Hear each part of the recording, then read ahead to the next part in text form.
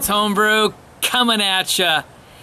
Hey, this is a happy day for me. I'm pretty excited, but first I'm gonna give a big shout out and thank you to Josh Hoover, that's ManBearPig 1122334455. He sent this bottle to me. This is the R&R Coconut IPA that was produced by Rip Current and Stone, and it was designed by our own Ryan Reschan and Robert Masterson. Ryan Reschan, of course, is known as StumpyJoeJr. He does beer reviews, he does Homebrew Wednesdays, a good guy, and the two of them won a contest. This was a contest put on a 2013 Pro-Am contest by Stone Brewing and the American Homebrewers Association down at Stone. They took top honors in winning the contest, and the beer was produced. This is an American IPA at 7.7% and 90 IBUs. Now, I have to make a note, and any of you that have followed this know that the original design was someplace in the mid-70s for IBUs. Unfortunately, as I understand, due to some availability of hops and possibly some creative design changes there, they did not make it exactly like the original beer, which to me is quite a disappointment. You've got a beer that won a contest, and instead they do some change up on the hops. So they increased the hops, evidently. They changed some of the hops. So 15% on IBUs is quite a change. Probably so we're expecting a little lower profile in terms of the hop flavors and a higher profile on the bitterness. But anyway, let's get this one cracked open and give it a shot. That had quite the hiss on it, or pop I should say. It was quite a big pop. So we're gonna pour this properly, and here we go.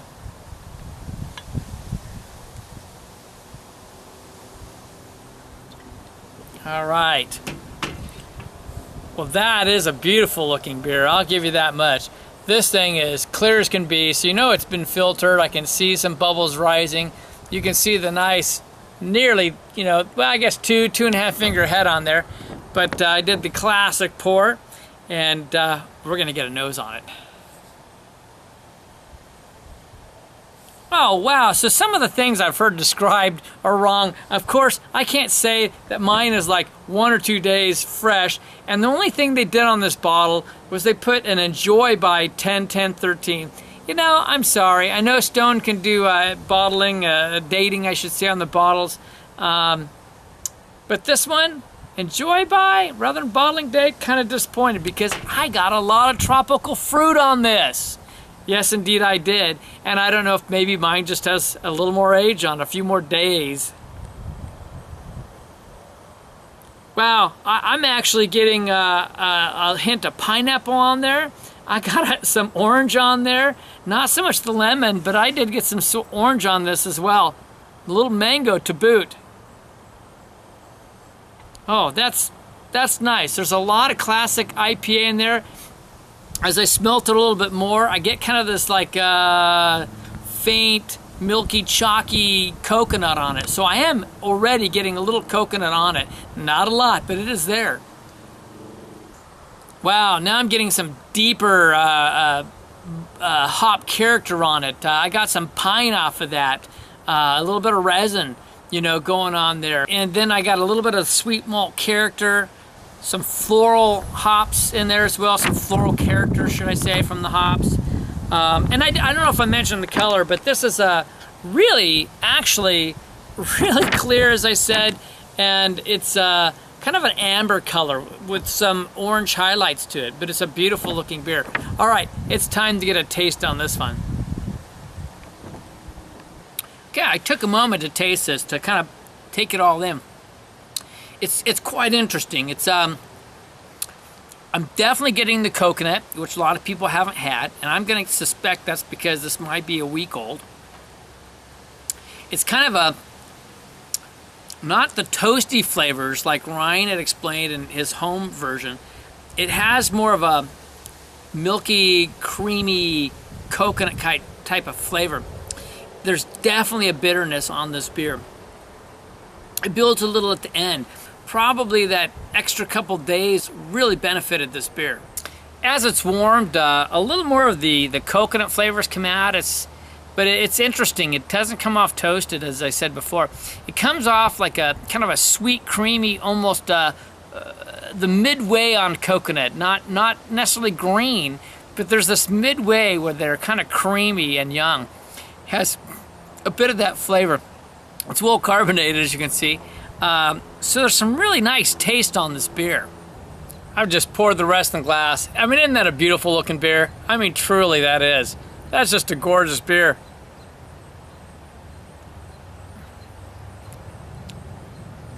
Some really nice qualities. Some fun tropical, citrus, different aspects coming into this beer. You know, it's just a shame that the bitterness is as high as it is, that the pine flavors are, you know, a little more dominant than you would like them to be. But I'm truly enjoying this one. Hats off to both Robert and Ryan. All right, let's get down to some ratings. American IPA in style.